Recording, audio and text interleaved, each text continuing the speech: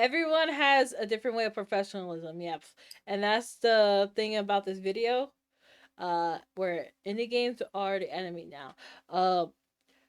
There's this construct of deprofessionalization. So let's see this topic of deprofessionalization right here. Myself bubbling with frustration.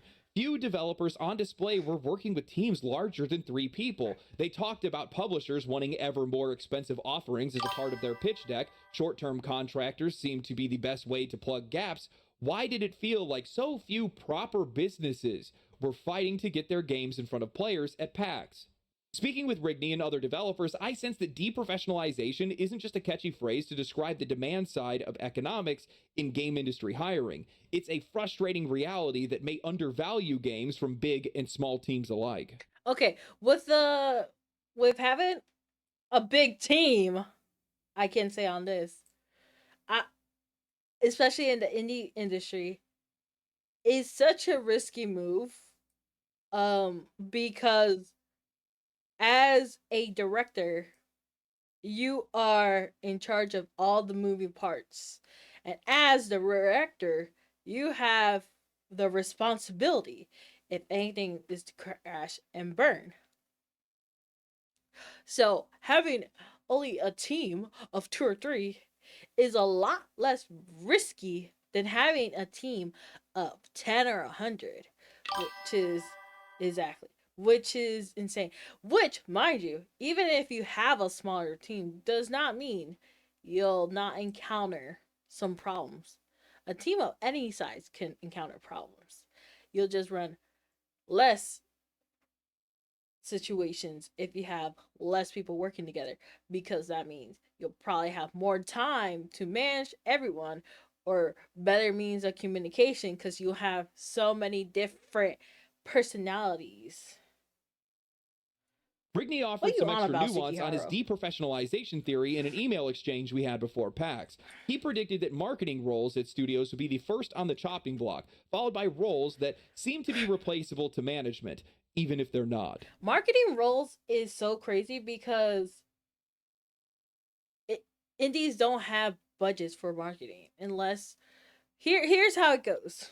If you have money for marketing, you are probably marketing in order to get your Kickstarter funded.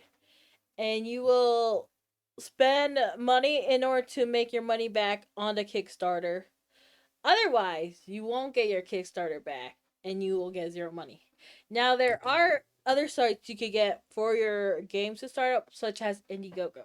However, for example, visual novels. If you try to get Indiegogos to start up there, you're probably not going to get as much success because Indiegogo is not known for their visual novel appeal, right? But with Kickstarter, let's say you want to do your marketing strat for it. Um, the strat is you have to have a core audience. If you don't have a core audience, you somehow have to pitch the idea to a bunch of people. If you have not done any branding or self awareness, and you somehow managed to get an audience, I don't know how that was done. You could somehow, if you manage to get all their emails to come back again, so if you fail your Kickstarter first time, if you either change the amount you want for the second time in order to gain your goal, or you ask for um this amount of money but then change it so that everything else is like DLC worthy, then your Kickstarter has potential. There's also the thing is where it's weird because visual novels do not really have a big funding campaign, but it has so much work that you need to put into. Where let's say you want to do it for like the whole year round, and it's just you, and like let's say it's your job or something, and you don't have a second job. It's like, how on earth are you supposed to afford that? But you can't look greedy and be like, oh, it's full funding. So it's just like, wait a second, how is this gonna make it possible? So it's very weird. I genuinely cannot believe that this article exists. The writer walks through PAX, sees a wave of exciting and inspiring indie games made by teams of 3 or fewer, and comes away frustrated. Why? Because there weren't enough proper businesses represented? What does that even mean? You just admitted that these indie teams are doing great work, but then you're upset because they're not expensive enough because the teams are so small? And then you go on to quote developers saying that publishers are demanding bigger budgets to take their pitches seriously. And somehow that isn't the problem. You don't see the connection. The developers at PAX didn't create the system, the publishers did. This entire bloated mess is a natural result of an industry obsessed with scale, overspending, and risk aversion. These indie devs are simply surviving despite it. But of course, now we arrive at the heart of the article, that scary word, deprofessionalization, and suddenly the tone shifts. The accomplishments of these studios gets brushed aside. Their success becomes a problem, not a triumph. Because, oh no, they shipped a game that people actually liked without a marketing team, or a Ludo narrative synergy specialist, or a lead experiential curator. No. Wait. Guys, I've said this before, and I'm going to keep saying it. One of the biggest issues in AAA development is bloat. Bloated teams, bloated budgets, bloated management structures where nobody knows what the person next to them actually even does. You end up with departments that are built to manage other departments, pipelines that are so tangled that you can't even see the final product, and a burn rate that is so high it is a miracle that anything gets shipped at all. And then they warn us, brace yourselves, marketing might be the first role on the chopping block. Good. Most marketing departments in this industry are completely useless. It is you know what the strategy usually is? People will have a backup of a backup of a backup, which means there's gonna be, let's say you have a team of, let's say you have an art team, right? Now this art team in the professional world, they should be able to do any art style, right? That's what in the professional setting should be. However, in the indie setting, it's gonna be a lot different. Each person is gonna have a different art style. Meaning, if you have a backup of a backup of a backup, will probably mean that if this person falls, you're gonna have to either have someone who could replicate against something identical. If they can't replicate it, they're either gonna have to start back from square one or get a good match. Now, if they fall off that, you're gonna have to use your other backup. And if they can't do it, guess what? You're back at square one. And let's say you're taking the perspective of visual novel, where art is like the biggest factor. GG's. You're back at essentially square one, because let's say aside from the writing factor, you're gonna have to program new art, and you're gonna have to have a whole brand new drawing art ad set, because it's like you can't use just different different art. So a backup of a backup doesn't really necessarily work for the indie atmosphere. So never been easier to get your game in front of players if your game is actually good. You can't fake that kind of traction anymore. You can spend millions of dollars plastering Avowed on trains and buses, put an ad in Times Square, but it won't matter if the game doesn't deliver. Meanwhile, Expedition 33 has people screaming about the soundtrack, the story, the characters, the combat, because the game itself is worth talking about. You don't need a 30-person marketing team if your game hits. You need a game that deserves to. That shift is happening right now. That's what's going on. And it's not deprofessionalization, it's you don't need 30 people marketing if only one person's good at marketing either. If only one person's good at marketing, you just need a one person marketing the game. What purpose would it mean to have 30 people marketing the game if only one person's going to get the job done? There's no logic behind it.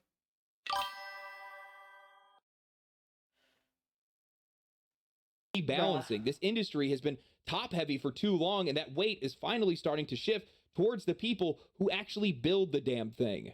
The article then pivots to acknowledge a different kind of success story, the creative renegades, the ones that are making weird, original, impossible to greenlight games that traditional publishers would have laughed out of the room. Brigney praises them, calling them out as this is the only creative industry on the planet where one person can make $100 million making something by themselves, which, yes, true, but the tone here still drips with discomfort, like it's a cool fluke and not something to build around. Now, to the author's credit, they go on to clarify that small teams aren't obligated to hire anyone. They are doing what they can with what they have, and better tools have made that possible. But here's where the framing starts to slide sideways. They say what feels wrong is that so few people benefit from this new status quo. Not that small teams are succeeding, but that too many people aren't a part of it.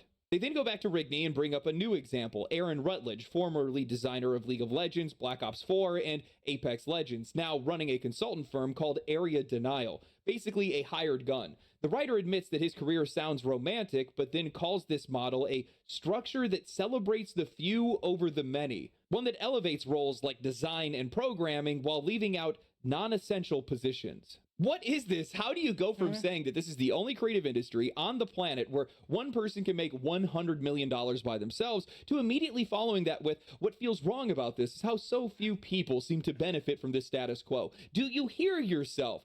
This is the benefit. That is the shift. We are no longer living in an era where you need to get a green light from a publisher, sit in a cubicle farm for 6 years, and then get your name buried in credits under 5 layers of management. We are witnessing one of the most democratizing eras in video game development history, and somehow your takeaway is, but not everybody gets to enjoy the ride? Of course they don't, but that's always. I mean, even when you had the green light, you were never gonna quote unquote enjoy the ride. The only difference is that you had the benefit of getting your salary from the company. However, when you're a indie developer, you don't have that green light. You are the green light, as in you have the comfort of making the game. However, you don't have the funding unless you are putting the funding. And if you're putting the funding or you're putting the work for it, then you either get the profit or revenue, or you get no revenue, or you break even. However, a lot of times you make no revenue or you don't break even. You might even go into the negatives, honestly. For example, let me look at my titles real quick. TikTok, TikTok, TikTok. Ba ba bum ba ba ba. Da da da da da da da. Okay, so that had a golden goose idea with artist choice, right? Bingus, what the turd is that? What the turd is all that? Anywho, we had this weird thing popping up. I don't know why this is popping up. I think it doesn't have. Wait, what? Oh, it's in frame. It's not in frame anymore. Back to tab. Nope. This is weird. Not going back. Not the watch history. No! Not the ditto test. The ditto test was seen. Ripperoni. Okay, there we go. There we go. Anywho, the game I thought was like, oh, it breeds the subversion, the tropes. It doesn't have any of the tropes. All that to the fourth degree. I thought it was good. It has nice art. I thought it was a good plan, right? Hasn't even broke 5K downloads, man, or 5K plays, right? It's been out for 1 year. Um, some people call that failure. So that's the thing. It's like you never know what's gonna be the green light, the thing. And the game had voice acting, animations. However, it just wasn't implemented right or just had the right way of doing things. And yeah, I could go back and try to start from square one. However, I have to make sure that my foundation is correct and whatnot. Because if I just do it the way it was done, then it's just like it might happen again. So it's like, is it worth investing right now, or should I wait until there's a more cohesive story done? So that's the problem with it. So yeah. Always been the case, but now the door is actually open. Look at Path of Exile and Grinding Gear Games, a tiny studio in New Zealand that grew to a 200-person powerhouse that's working on 2 full-scale games. Look at Expedition 33, built by ex-Ubisoft developers, a composer that they found on SoundCloud, and Jennifer Svedberg Yen, a former private equity investor who just wrote what might be this year's Game of the Year. The indie boom is not excluding people. It is including people that AAA would have never hired in the first place. That old system kept the gates locked. This new era is tearing them down. What you're seeing isn't exclusion, it's a healing process, a long overdue correction of decades of bloat, overreach, and creative stagnation. I'm going to get some people that are going to disagree with me on this, and that's fine. I do not believe in supporting these bloated structures, systems, and bureaucracy more than anything else, all in the name of job preservation. I think that it is a pathetic narrative that is driven by people that resist progress. And in a lot of cases, because they don't want to adapt, they want to make it everybody else's problem. This is something that has happened since the dawn of industries and trade. Anytime there are changes in the market, anytime new technology is introduced, old jobs go out, new jobs come in, some jobs get displaced, and in some cases, like the video game industry, well, the industry gets decentralized. That's why we see a private equity investor starting to write for video games.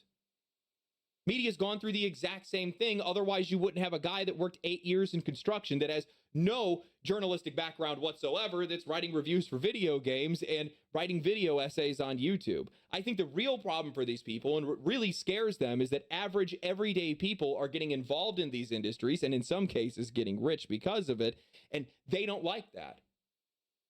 Freedom is scaly. On top of that, yeah, I can agree, because even within the indie development spheres, certain indie developers don't like how you will personally move, which is insane, because you would think you would have more freedom. But let's say you try to move a certain way, it would be seen as weird to do, because you're not following a certain narrative, even though you could do it however you want, with as long as it's ethical and moral. It's just the way that certain people see it is just like, no, it should be done this and that. Like, for example, some people think adding animations to the game makes the game worse within the indie development side, right? However, if you looked at that within, if you were the viewer, right, you would be like, oh, that's cool. Like, chat, would you not think seeing animations in game would be like, oh, that's cool? Like, think about it. However, like, developers would be like, ugh, I don't like animations. It's so weird. Like, you would think like, oh my goodness, animations in game, that's so cool. Nah, they're just like, nah. It's just like, it feels too breathy. This is like, what the turn does that too breathy? I was just like, what? It's just like, it's not natural. It's just like, games. I was like, games are a fantasy to begin with. But that's just a me thought, right? Yeah. What's y'all take on that? Because it is interesting that some people would be like, I'd rather have no animations, still animations, than to have animations, because it looks too breathy. So yeah, there's certain people like that. So these people do not have the credentials that they want. They didn't go to college for it. Sounds like a you problem, not a me problem. Let's be honest, this article, especially coming from the media's point of view, this is more about control. Indie games are harder to predict, they're harder to market, and for them specifically, it is much more difficult for them to monetize from the outside. Not for everybody else, but it definitely is for them. No more guaranteed preview cycles, no more demos behind closed doors, no more getting cozy with their PR team. No, you're on even footing with guys like me, and I bet that keeps you up at night. But this argument is going to shift now. Now instead they want to talk about who does not benefit from going indie, because indie developers do not hire these specialists that only do one thing. And it's really funny because this feels like this is the only industry where doing more than one thing is a threat instead of just doing your job.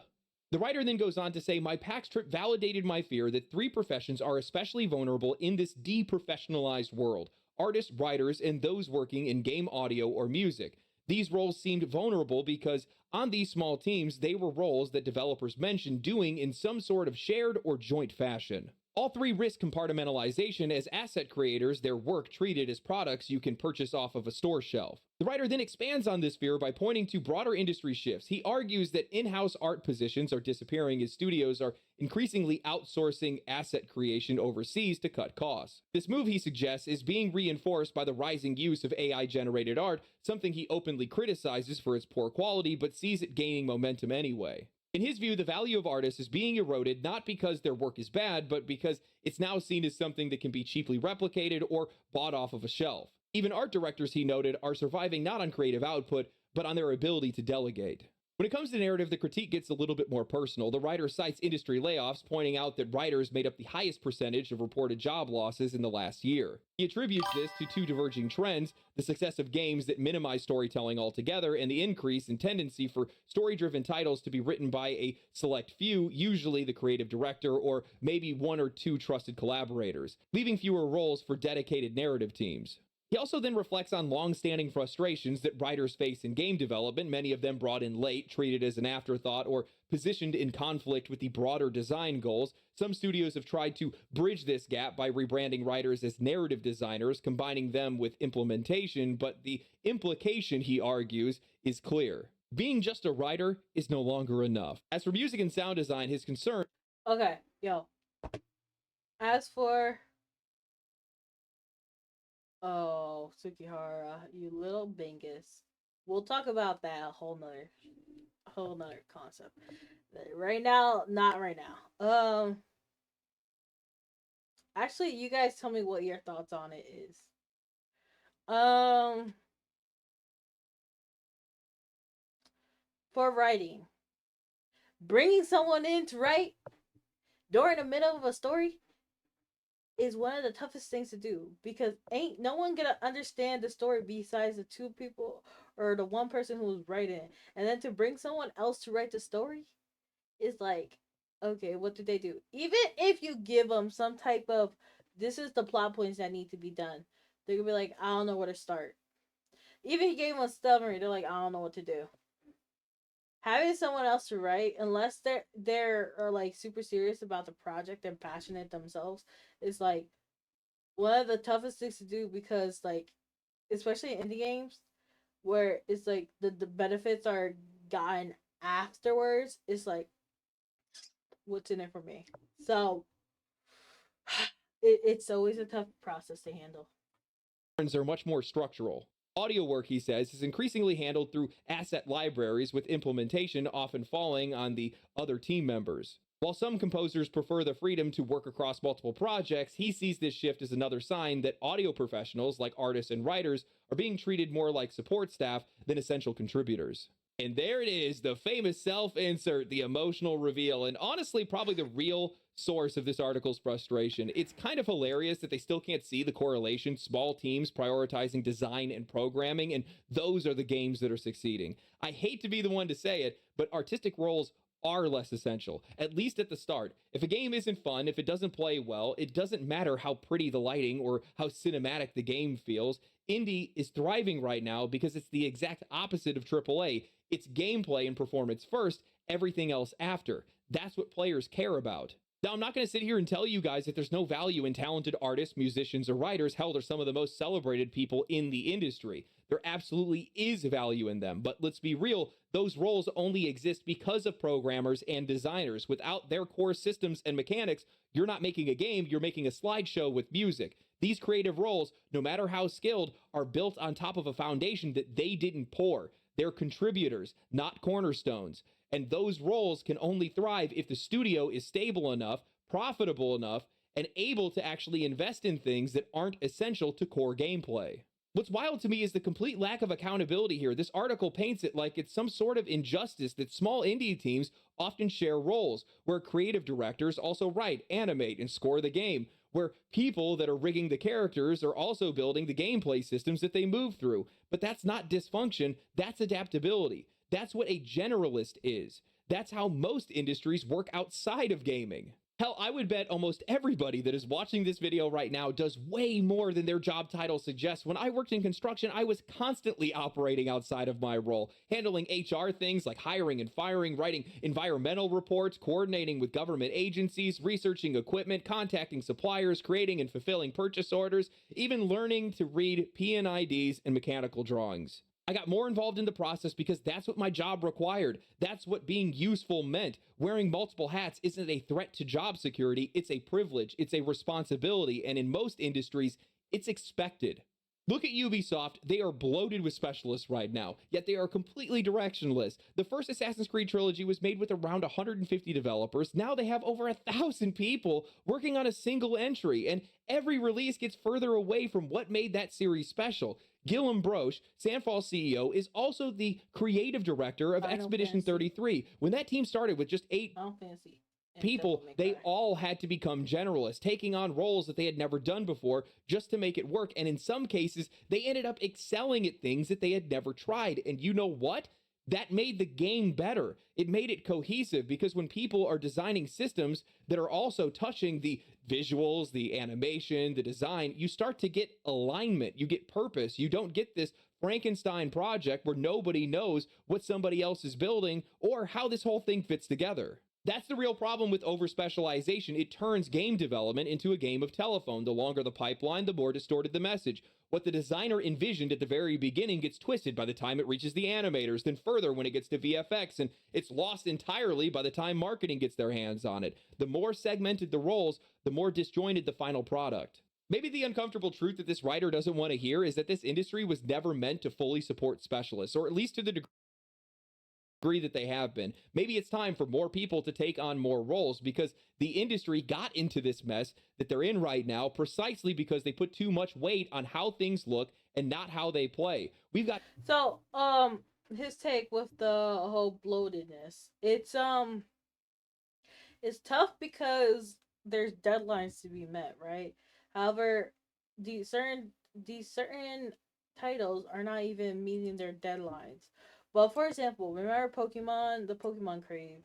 These Pokemon teams be branching off into certain teams and making these Pokemon games within a year, and then they say, "Oh, they're taking actually 3 years to make." Um,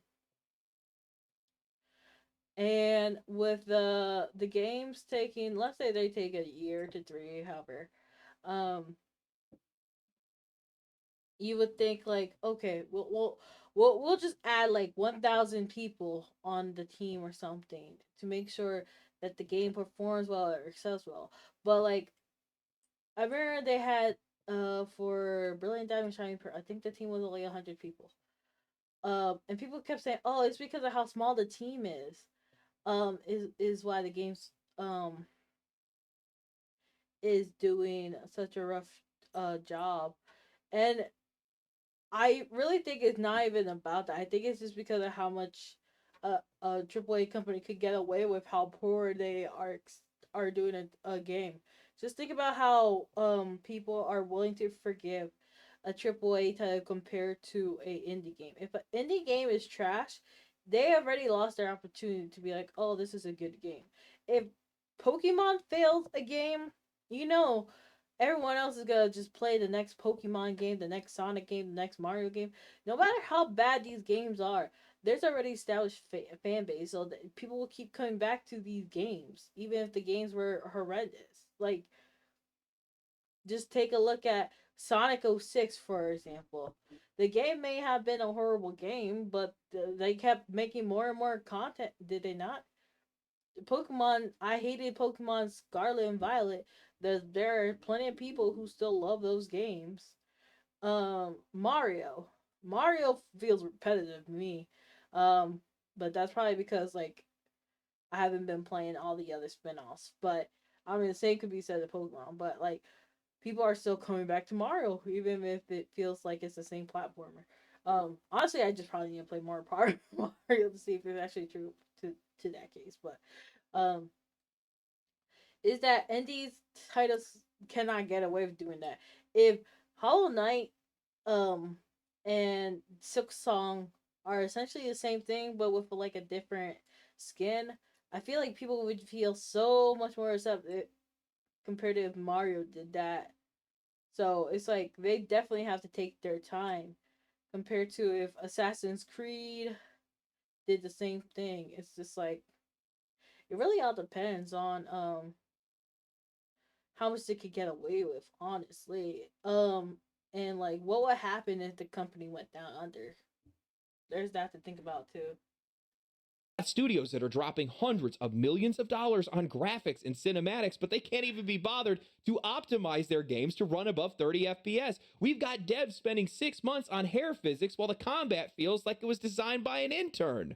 What does the animation budget matter if the story's a joke? What does a beautiful world mean if the systems inside of it are broken? Maybe people need to stop clinging to being in a specialized role and take a step back and ask how they are actually contributing to what matters most, whether these games are fun or not.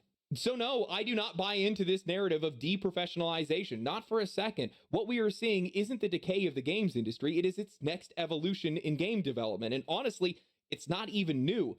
This is what the industry was born from: small teams, self starters, people that knew how to build the whole damn thing, not just a piece of it. Is a professional somebody that only knows how to do one job, or is it someone who understands the entire process and can bring something to life from start to finish? Because I know which one I would hire. This whole conversation feels less like a warning and more like job preservation for the sake of job preservation. And look, I get it. Transitions are hard. Watching your field change around you is hard, but we're not entitled to the status quo. The reality is the industry is shifting. You have to shift with it. That's not cruelty. That's life. Dust yourself off, learn something new, expand your role. And if you believe that your skill set is so valuable, then you need to go out there and prove it in more ways than one. Before every studio wanted to balloon to 20,000 employees, most of this work was contracted. Teams were leaner, production was tighter, and when one game had ended, well, those people then moved on. But over time, these companies got greedy. They scaled up their output. They held on to these massive headcounts, and instead of letting people go when one project ended,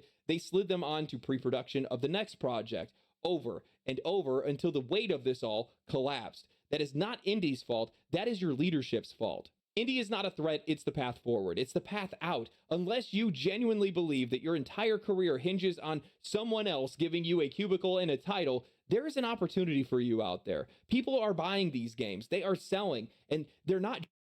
I think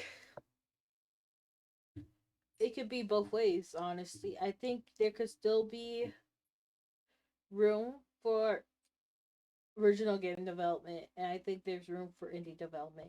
Because think about it, not everyone can be an indie developer. Not everyone's gonna make indie games. Not everyone's gonna be a successful indie developer. So you're gonna need people working in a company, and even if you're not a successful indie developer, you can make money doing game development and make an indie game on the side. And maybe you might blow up, maybe not, but at least you'll have a source of income. Making an indie game does not secure success.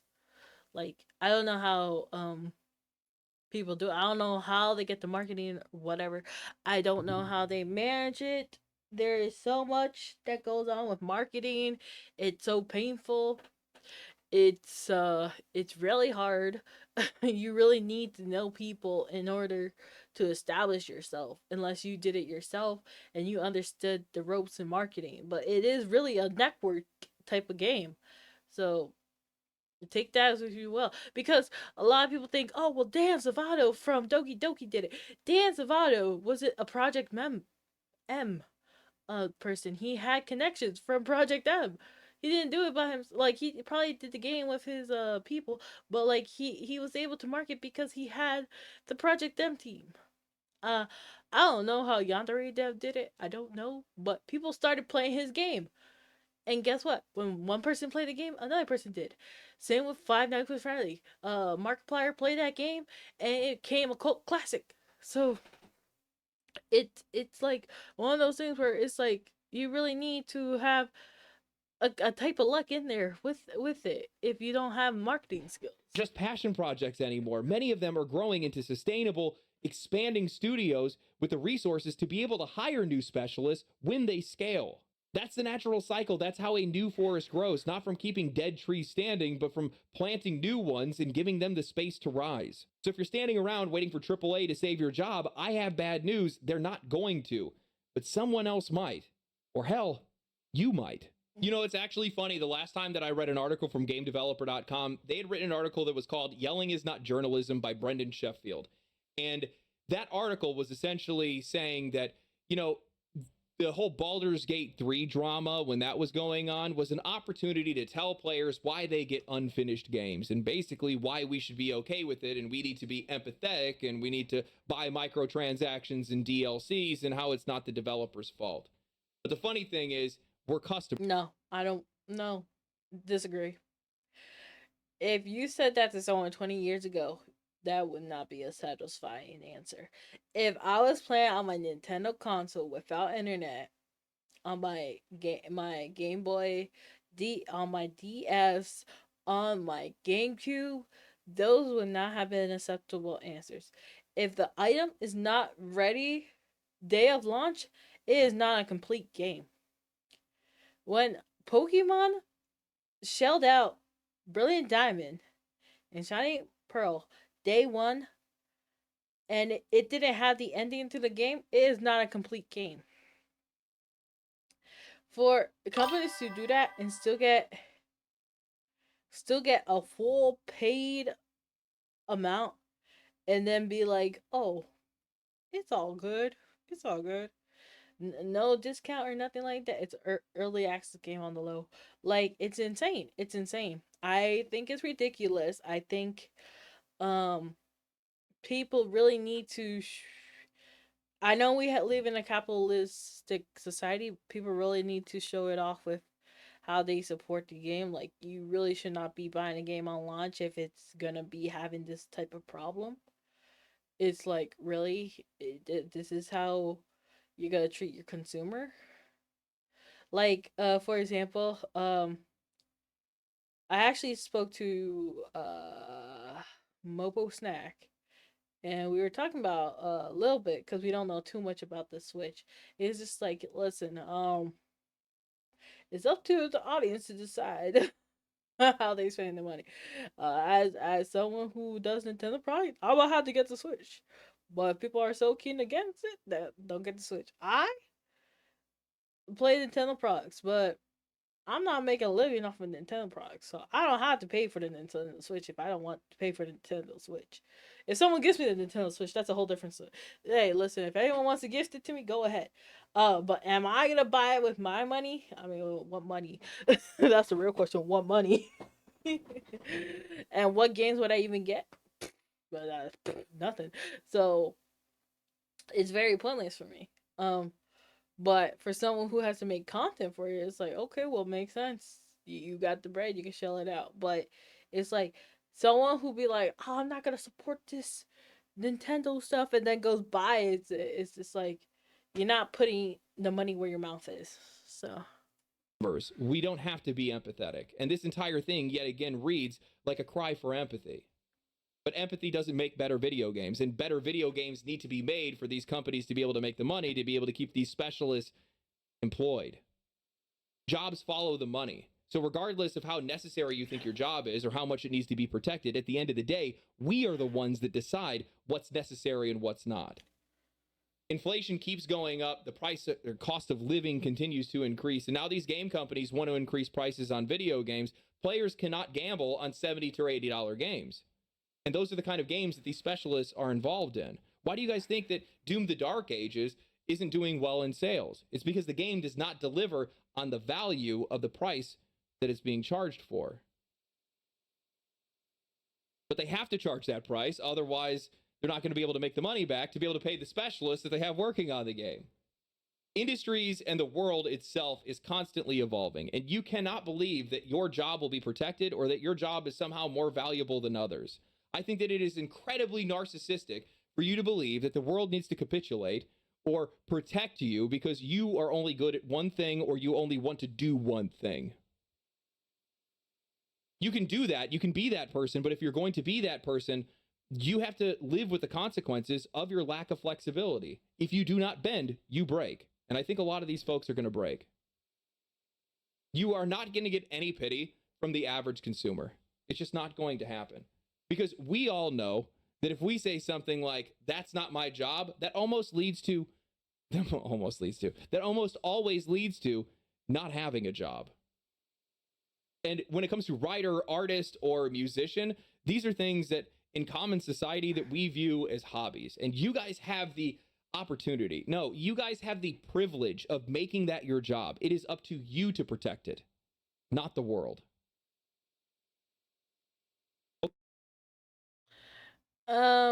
Okay. So, with my game. You know what a lot of people said about my game? I said, is this game worth putting on Steam? They said, how it is right now? Honestly, no. It would be a loss of profit. Obviously, I wouldn't even make a profit even if it was on Steam because it's a free game, right? But as in like marketing wise, right? It would be a waste of time to put it on Steam. And that's criticism. Now, from my perspective, I could either take it as, oh, they hate my game, or I could learn from that. Why is it bad? Why is it not Steam worthy? What's wrong with it? So there was this other game, this other visual novel. It had a great Kickstarter, right? It had great art. It had so many options. It's on Steam right now. I'm not gonna tell you the game because I'm not doing it to rag on it. I had asked I had asked the community who be playing these type of games, why did any of y'all buy it if it was such a campaign success? It got mixed reviews, so I didn't even give it a good attempt. I didn't even trust it. It was a $40 price tag by the way. And for a visual novel, that's expensive. People don't care if it's voice acted, if it's animated, XYZ. For a visual novel, that's a lot of money. Unless it's on the Switch, they ain't paying $40 for a Steam visual novel. So unless you on the top, they waiting for that Steam sale.